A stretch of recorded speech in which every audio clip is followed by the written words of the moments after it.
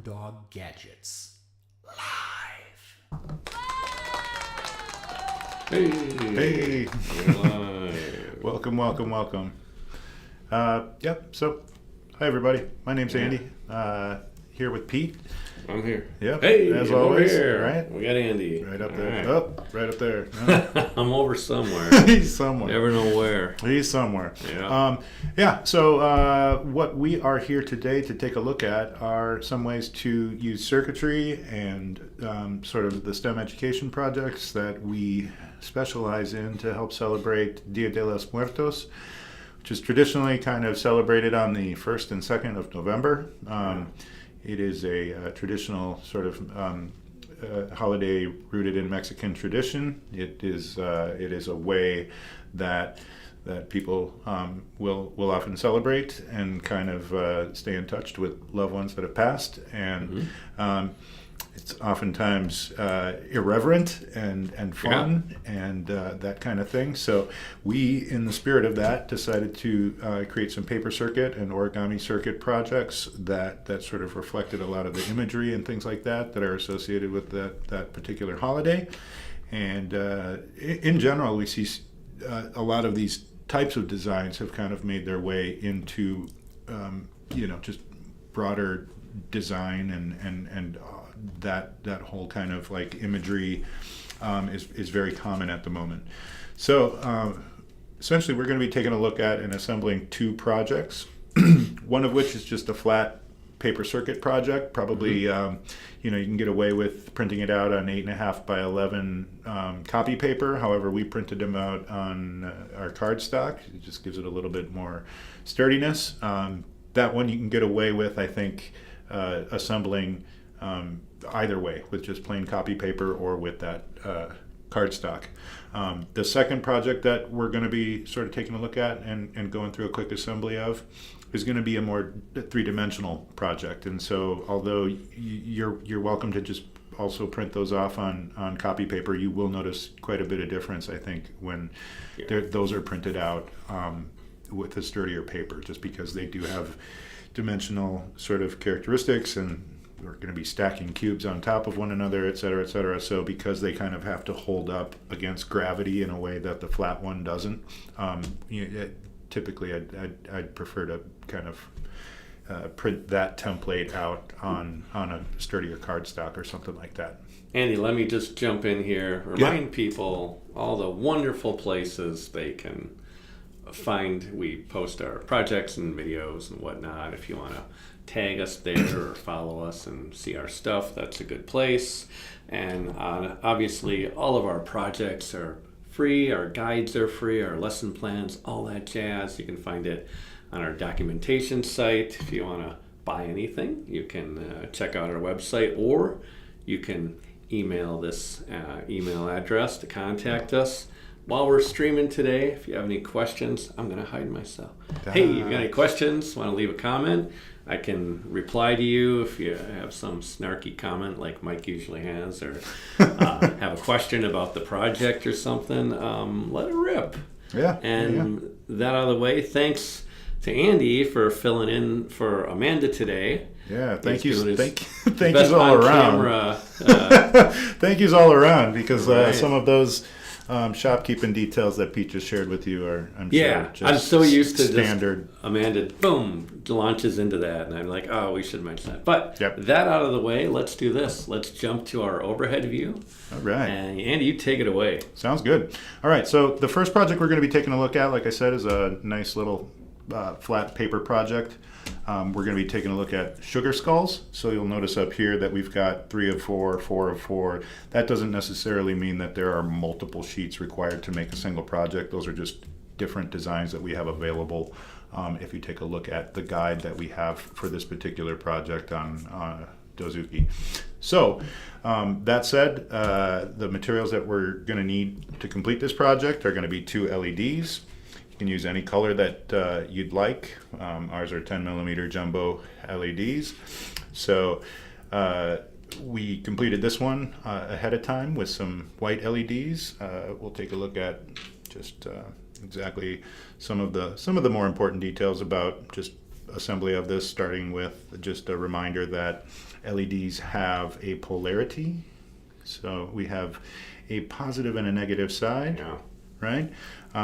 In many cases, we can, well, in all cases, we can really kind of determine that by the length of the leads or the legs that are coming from it. Sometimes we have around around the sort of perimeter of the sort of circle, we can sometimes see flattened edges that will sometimes give us clues as to positive or negative.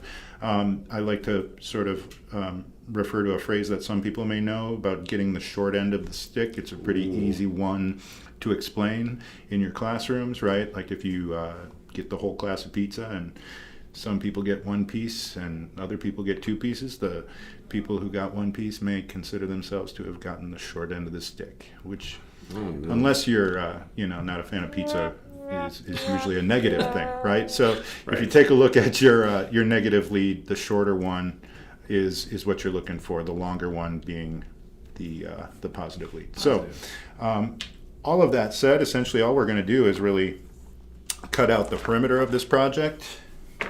I won't spend a whole ton of time doing that because our other project is a little bit more time intensive, but we're just going to sort of cut around the perimeter of this project.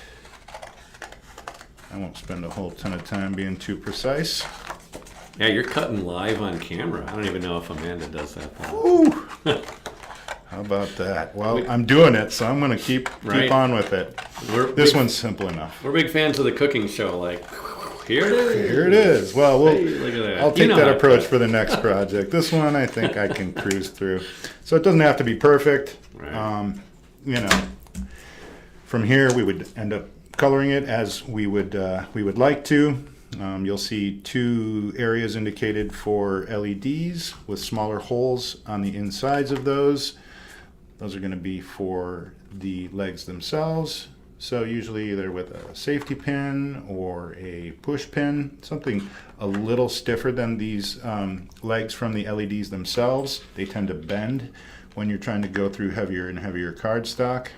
Paper they do just fine, but as always, make sure that your fingers aren't in the back there, right? So now we're just going to insert these LEDs, keeping track of the polarity or the positive or negative legs. In this case, I'm going to flip this over so that you can just kind of see ultimately the type of circuit arrangement we're going to be shooting towards. The sort of the positive legs are going to come together in the middle. So what I'm going to do is I'm going to orient the positive leg, in this case, to the inside. Kind of push and feel a click. That'll let you know it's been seated and kind of flush down here against the paper. And since I want the positive leg, which is now over here, to kind of come together with the positive leg from this one, I'm going to orient this LED so that that longer positive leg is also on the inside toward the nose side of this skull. Push it to seat it, flip it over. So now what you'll see, what you should see, are those two longer LED legs on the inside positions and the two shorter ones on the outside positions. So we're going to fold these toward one another, this one down, same deal over here, and this one down as well. So from here we're going to use our conductive maker tape. I'm sure Amanda shows you all the little tricks that make removal of the tape from the backing a little bit easier. Definitely. Yeah, all right. Well, you might be tempted to pick at the tape with your fingernail. In this case, I think it's generally easier if what we do is we take the conductive side, face it toward your dominant hand, hold a little bit of nub, about that much. The longer, the worse. So the shorter, the better, and that's because with the shorter little end that's sticking out here, it's going to be a little bit more rigid under your pressure. And then I'm just going to kind of paw at it with my skin, and as it bends, the tape itself just kind of wants to grab on to your finger. So depending upon how you want to do this, you could either cut predetermined lengths.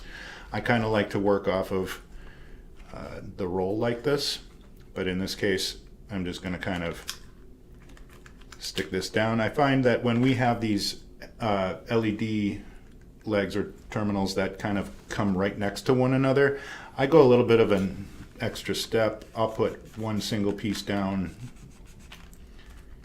get at it with my fingernail.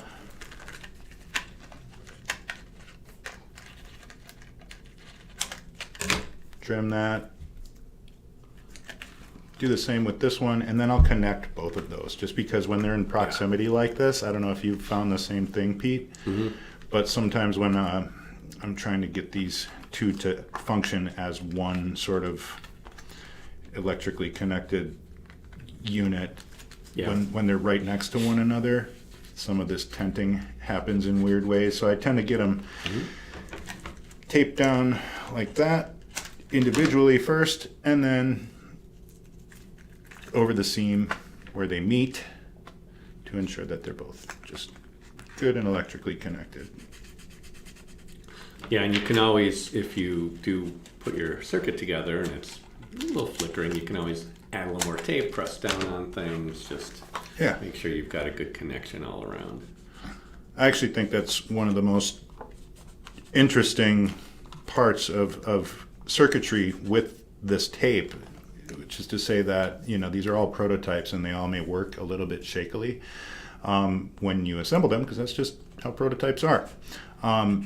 But if you find that something is flickering or a motor is working but not all the time, and kind of systematically working your way around a circuit is a great way to sort of engage that higher order thought of troubleshooting and analysis, using some logic, knowing that a circuit is really just a continuous pathway from, around, and back to a voltage source.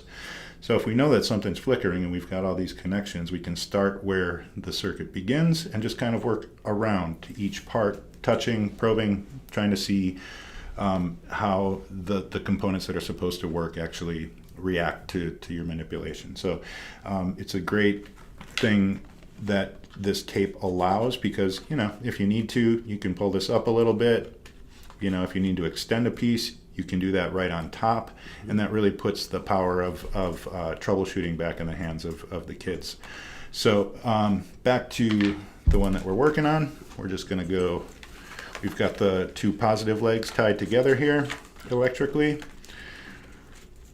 We're going to do the same with these, except we have to take a little bit more of a roundabout way. First get this leg connected electrically to a pathway. Oh, I screwed up my tape. All right. But quickly back in prime form.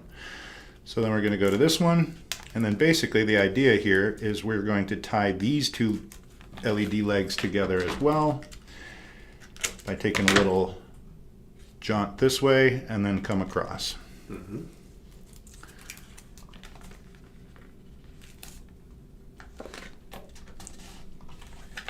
Amanda's looks a lot nicer than mine at this point, but we'll get her done. So we now have positive legs tied together, negative legs that are connected to a path that allows electricity to flow through it, that is then connected here. So effectively, electrically, these two are tied together and these two are tied together. And this is the positive side. So now comes the time when we need to consider the polarity of our battery. The top portion being the positive, so a pathway from the positive is going to need to contact that.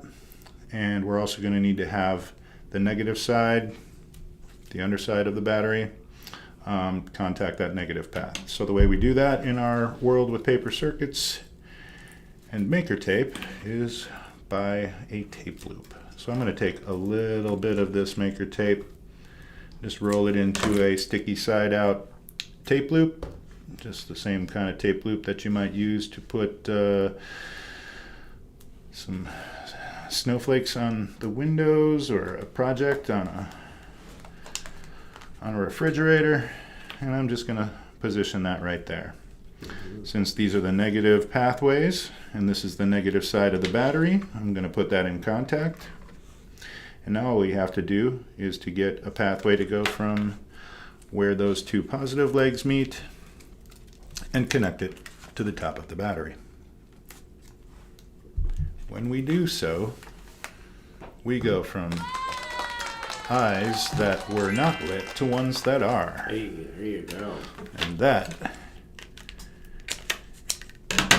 is that. So, generally speaking, depending upon your design that you choose, you may like to color before or after. Some of these areas under here are going to look a lot tidier if you color it beforehand, because then when you insert the LEDs into those areas, they're going to fall over the top and just kind of make a nice clean border around the component. But sugar skulls are just sort of a graphic element of this particular holiday.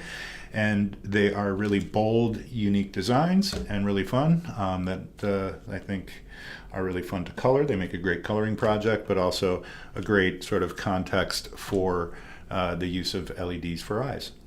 Yeah. So there is that. It's one of our projects. If we take a look at some ways that this holiday is celebrated, oftentimes we're taking a look at,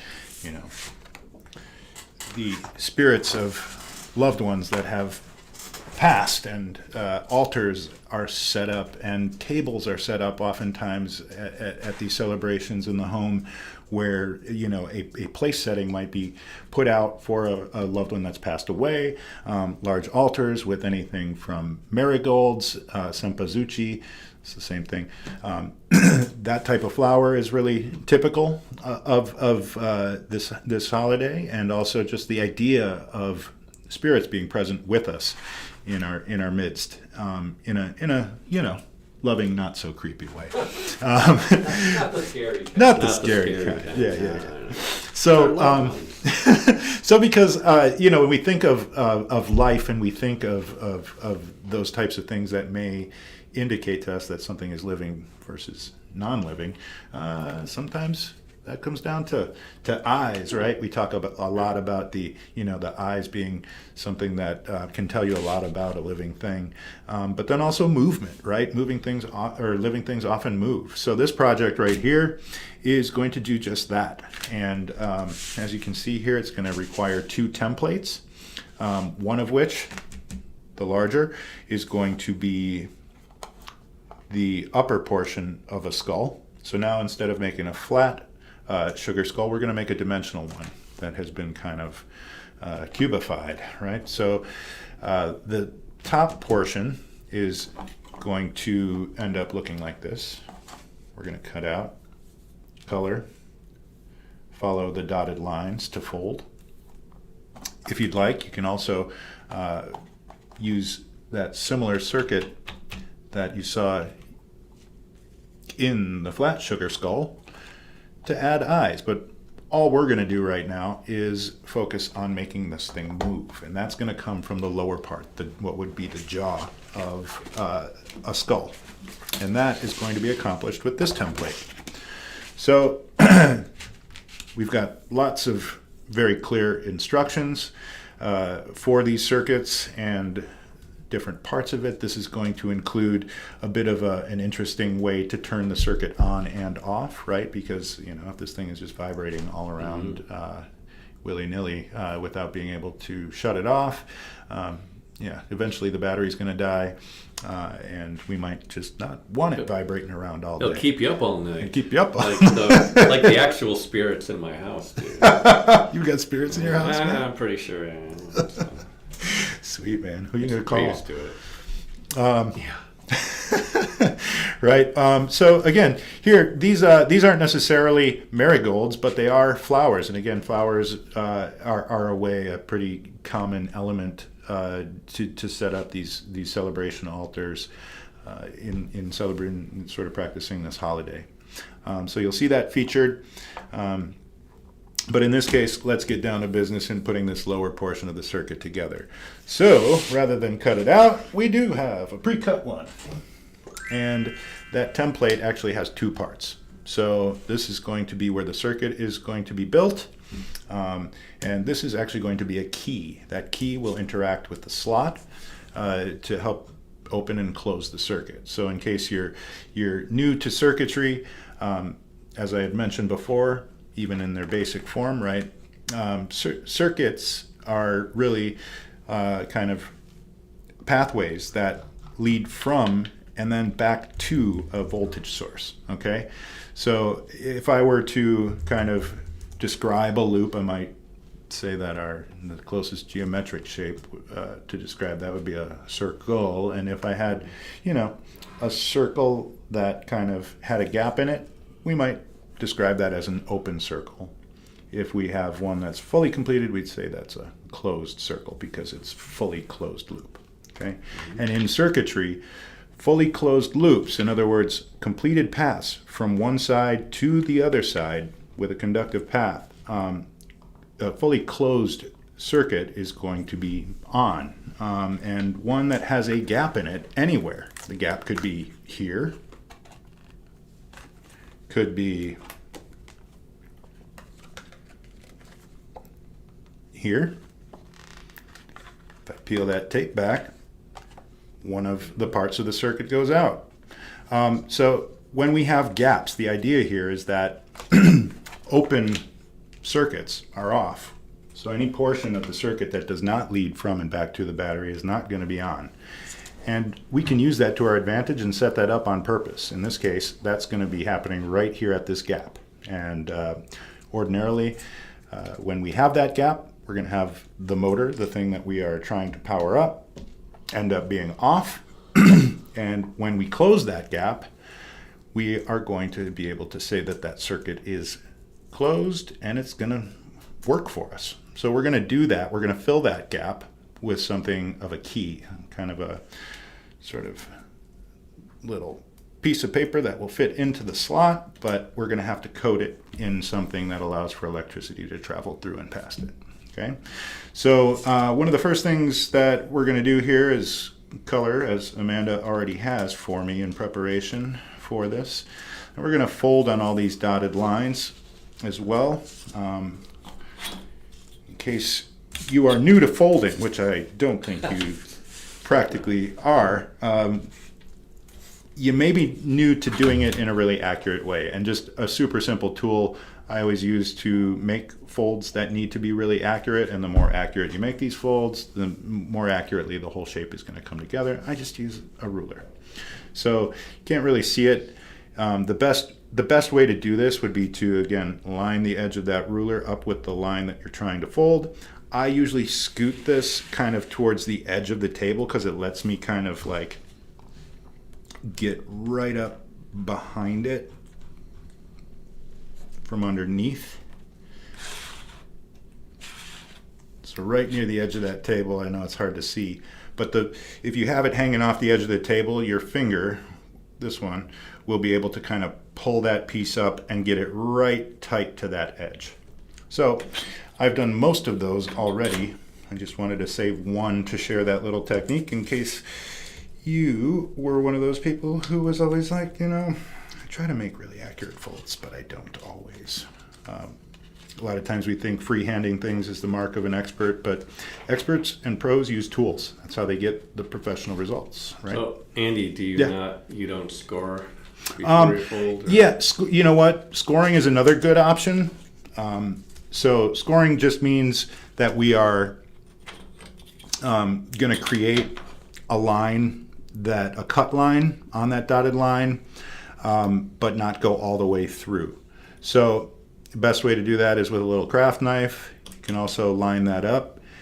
And if I want you kind of have to picture, if you want the score mark to fold this way, I'm going to actually cut on the top, because then as you fold, that little break opens up, right? Yep. So you don't want to actually put it on the back side, and there's not really a mark there for you to use as a reference point. So that's a pretty clear way to decide which side you're going to need to make the score mark on. But scoring is a useful sort of technique whenever you're trying to make really clean folds. But it does require a little bit of dexterity with this because, again, you're going through the top but not all the way through.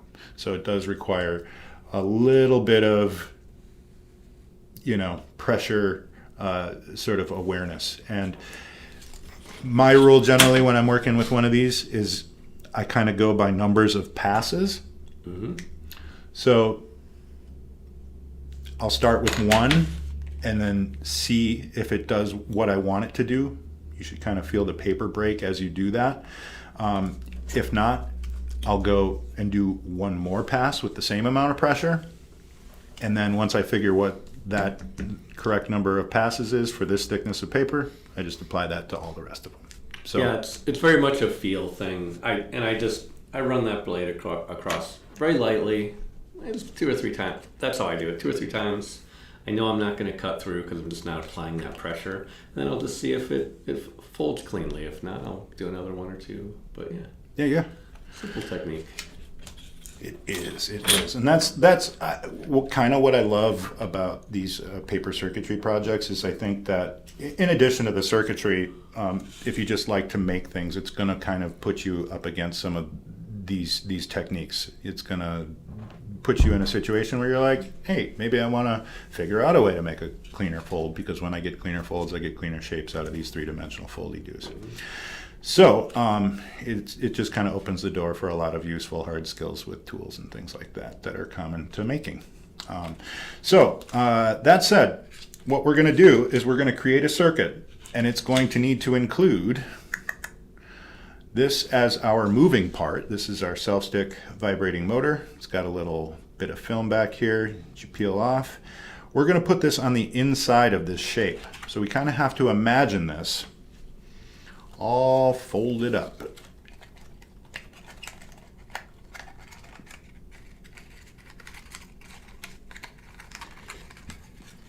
And that means, for me, the best place for this to be would be on the bottommost panel. And that is this panel. So I'm going to flip the project over. I am going to stick the motor down. And then I'm going to have to decide where the battery may be. And if I have a little bit of room here, having, again, some weight, I actually may take this off real quick and move it here so that I can also put the battery down here because that'll give it a good sort of anchor down below, because ultimately this is going to be stacked on top. We're going to have some center of gravity stuff that may want to kind of topple it when it's moving. So having some weight down here, I think, will be a beneficial thing. So that said, we're going to need to create a plan for these pathways. And since we don't have a template on this one, I'm just going to kind of describe to you what's going to go on. We're going to need to connect one of these wires. Now, LEDs don't work if you orient them incorrectly in relation to the battery. LEDs are light emitting diodes, and diodes are just kind of a family of components that only let electricity go in one way. So if we have that long leg oriented so that it'll touch the positive side of the battery, that'll mean that the remaining negative leg will have to touch the negative leg. And as you can see, we've got some action here. But if we change the orientation of the battery for this particular component, we get nothing. And that's because you can think of these as like indoors and outdoors. You're not going to go in through the outdoor, unless maybe you're wearing a Raspberry Beret. Hey, Prince joke. That said, not all components have those characteristics. Motors do have positive and negative leads, but they do allow for, because these leads kind of connect to a loop of wire generally in that little capsule, we can have this motor work this way, and we can flip the battery around the same way that didn't allow for the LED to work, and the battery still powers this motor. You'll learn that essentially what is going to happen is that it'll work both ways, but it'll work differently. You'll cause a difference in rotation. One way is going to rotate, say, clockwise, and the opposite orientation of the battery in relation to these two wires is going to cause it to rotate the opposite way. So we're not really concerned too much about which side's the positive, which side's the negative. We just need to make sure that if we determine that this is going to be the negative, or if this is going to be the negative, when we follow our pathway all around, we're just going to need to come back to the opposite side. So that said, we're going to get to work cutting some more tape. What did I do with my tape? All right, here we go. When you work off the roll like this, on occasion you'll end up with a big long piece of backing. So that's the only management part that is a little wonky. But in this case, I'm going to start here.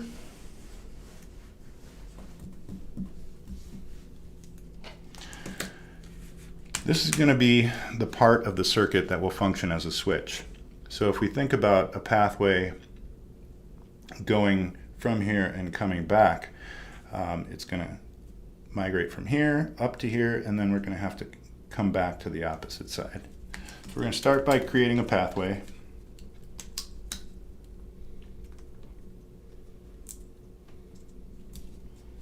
And I'm going to kind of bring it up to here. And again, circuits, the pathways, the shapes, they kind of make some twists and turns based on where you need this pathway to go and return to. So since we're going to need to do something up at this, and we've got straight pieces, I'm going to just kind of take a 90-degree turn here until I'm lined up with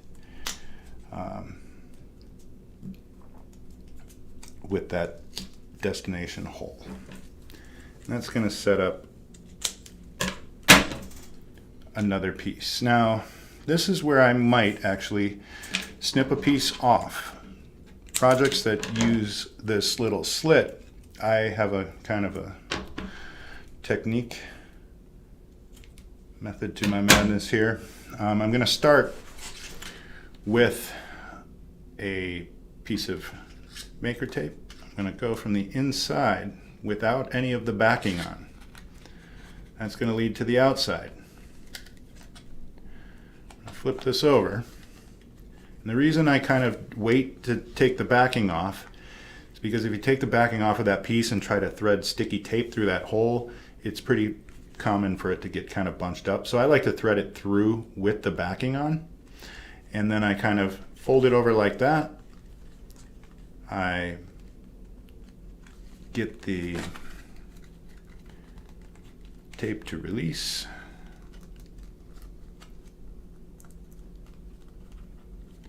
I fold that little bit back that I've marked by, folding it. And I kind of pull this back until the sticky part, the sort of border of the sticky part that I have exposed here is lined up with the edge of that slit, and then I fold it over, flip it over, and now I'll remove the backing.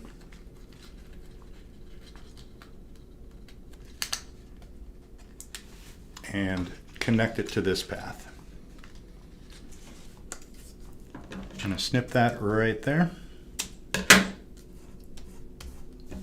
So what I have now is a path that's leading from one of the wires connected to my battery up towards this hole that we're going to use as a controlled gap to turn things on and off.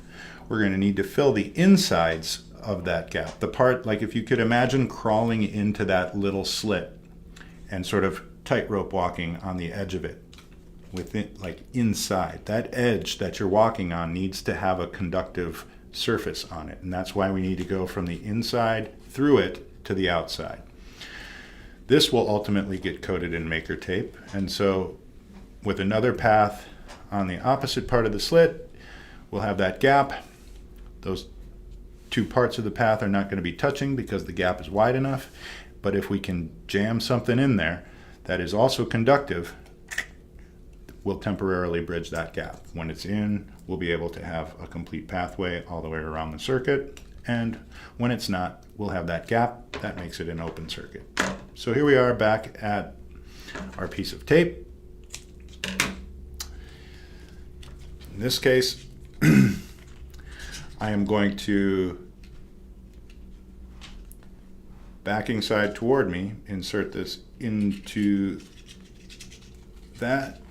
And as you can see, when I flip it over, I have two conductive sides going that way. So just as I had before, I'm going to sort of make a little bend here that marks where I should peel back the backing to.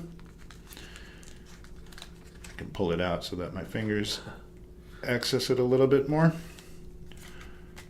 And then back it, pull it through again up until, like I did for the first one, where that the sticky part of the Maker Tape kind of meets the edge of the project. So here we are. I'm going to pull that close.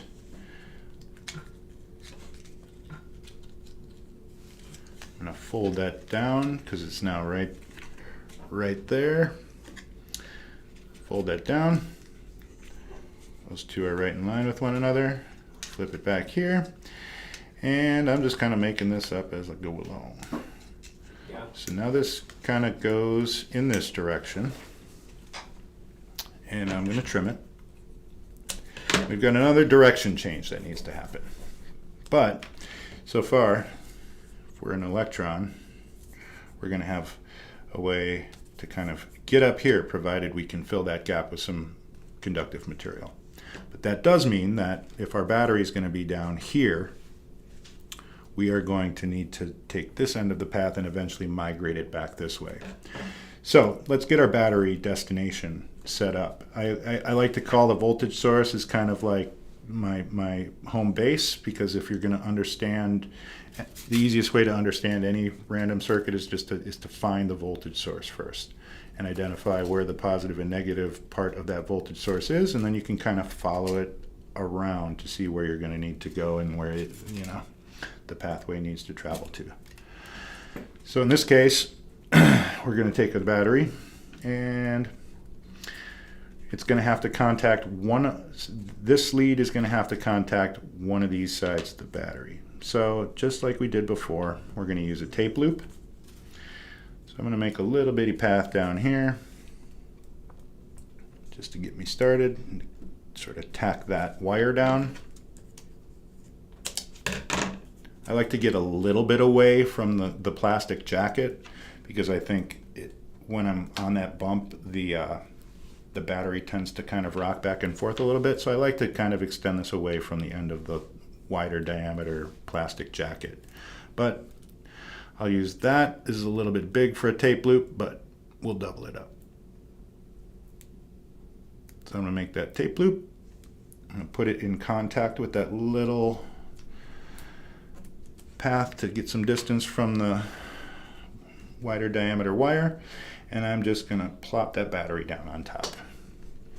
So now we've got a pathway from one of the wires in contact with the bottom of our voltage source. And that goes through the motor out here, and now we're going to have to come back and contact the top of the battery. But when we do so, we should be aware and expect that it will not work. Why? Because we've got that gap. And closed circuits are cool, open circuits are off. So, we're going to start our tape again. I'm going to kind of come over here because this is my destination. I'm going to make my turn in that direction. Snippity snip. come up here, and we're going to travel that distance from here to here.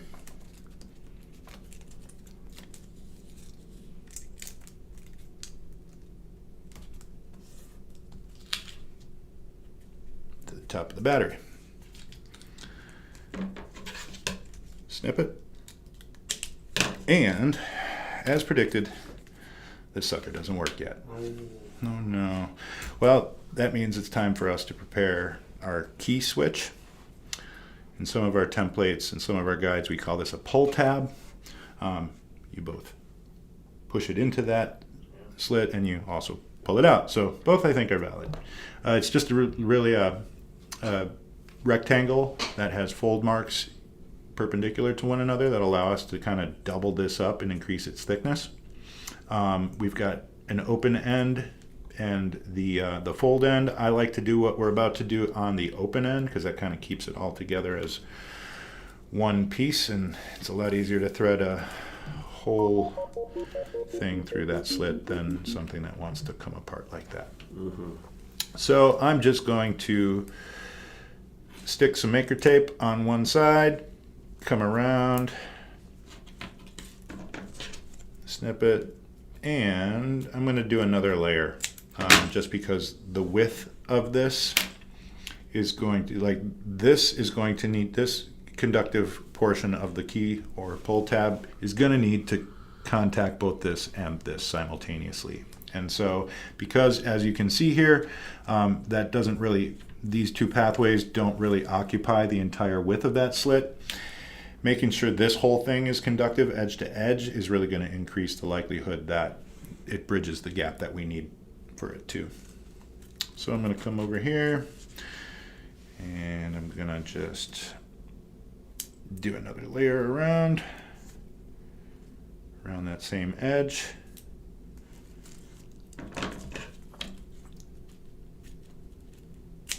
Snip it, and here's our key. It's just literally a doubled up rectangle that is that same width, pretty thick, conductive edge to edge. So now, whether it's from the front side or from the inside, because we haven't connected the shape sides together yet, when we insert this into the gap, this conductive material is going to bridge from here to here, and it's going to provide that complete closed path from one side of the battery to the other through the component, and it should turn on. So I think that's adequate verification. We're buzzing, we're moving. So now that we've verified that everything works, and that's a great idea to do with these three-dimensional projects, because in the end what we're going to do is we're going to seal this whole thing up and all of the circuitry is going to exist on the inside. So before we do that, we want to make sure that it works, which we have. And now we're just going to work those fold lines and bring the shape together. And you can do that with hot glue, or you can just do it with some clear tape, which is what we'll do here. Just going to bring the edges together.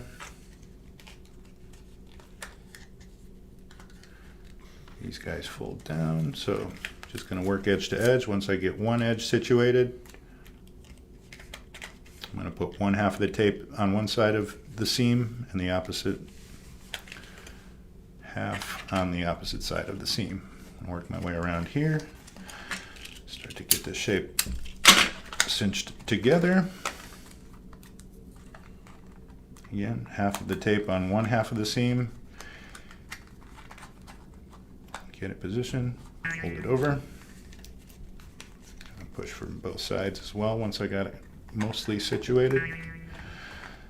Got a couple more pieces to go. We're almost there.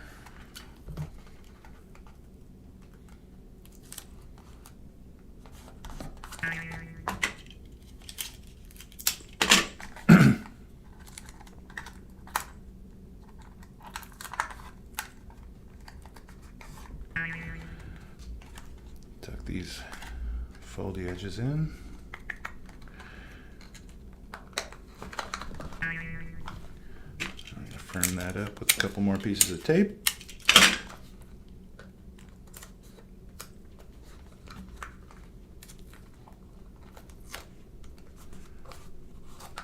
And now we have Yeah. our shape. This is the lower part of that jaw. Yeah. And you'll notice that it has kind of a shape that you could use as a way to kind of think about center of gravity, right? Because in this case, what we're going to be doing is we're going to be building the skull like so. We're going to attach this to this with just a clear tape loop right here, or you could hot glue it. But if you so chose, you also have another option, right? Yeah. Both I've only work. seen it that way, I guess. Yeah, I've only seen it this both way work. too, but Yeah, it kind of is a little bit interesting to me because if you take a look at it, right, we've got a less wide base when we have it oriented this way. And so when we have these pieces that are oriented as such, the weight of everything up here is going to need to be supported. It's hard to see from this angle, but so you're going to have to just kind of imagine how the mass of everything up top is going to be balancing here. And so in some cases, having an extra wide base may make it more stable. Okay. And it doesn't exactly completely line up the way that, design-wise, it was intended to. But you might like to play around with that, because you could put it this way, or you could put it this way. And it's going to change the stability of this as it's moving around. But we'll put it the way that it was designed to, which is with the teeth here, right? Correct. Yeah. So we're just going to get that oriented in the way that we want it. We're going to attach the lower part to the upper part with a little tape loop.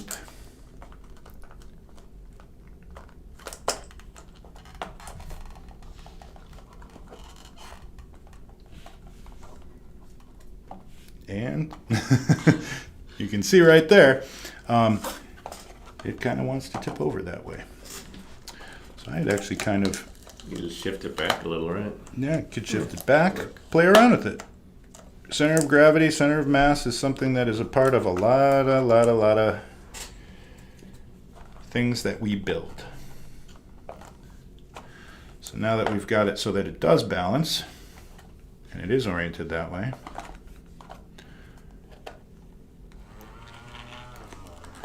turn that sucker on by inserting the key. All right. Yeah, and there we are. I wonder if you could use a longer key to kind of act like a kickstand. Ooh, yeah, yep. Keep it up. Like a wheelie bar, Yeah, kind of. exactly. Yeah, these Yeah, things, I dig it. Well, I mean, again, wheelie bars on on drag race cars are like these bars that come out the back of the whole assembly. And it's needed because there's such great force that is applied by the back wheels that when those cars take off, they want to pop up like this and almost flip on their back, right? So, again, this is a great project not only to, with which to celebrate this particular holiday, take a look at some of the motifs and some of the imagery and graphic elements that are connected to it, learn some circuitry, and some maker skills, but also in the end, in this case, we're making a moving technology. We're making a moving object. You could think of it as a car of sorts, right? And it has a need for stability, and you have a way to kind of play with and fine tune that stability, because we can muss up the surfaces of these any way we want to, because nobody's going to see it, right? So I would encourage you to kind of play around with where these two parts need to be positioned, fore and aft, forward and backward on this particular piece, or even, like I said before, try it out with this. Again, they're not photorealistic skulls. They are graphic ones, and so this is how it looks and operates. The way that has a wider base, and that tells you a little something about center of mass and center of gravity in a moving object. So, Cool. yeah. Handful of other different projects that are on our Dozuki project repository that could be connected to this. We have a lot of single LED flowers and such. We've got some other Scully, coffin-y kind of things. A lot of that is just, it's fair game when you're celebrating Dia de los Muertos. Cool. So that said, check us out at Learn at Brown Dog Gadgets, and take a look at some of our social links up there if you want to connect with us and get a look at some of our other content that's available. But thanks for giving us some time. And we're back, I think Amanda's back tomorrow, and we're doing some microbit stuff. Right? Yeah. Yep. Cool. All right. That's it. Bye, guys. All right.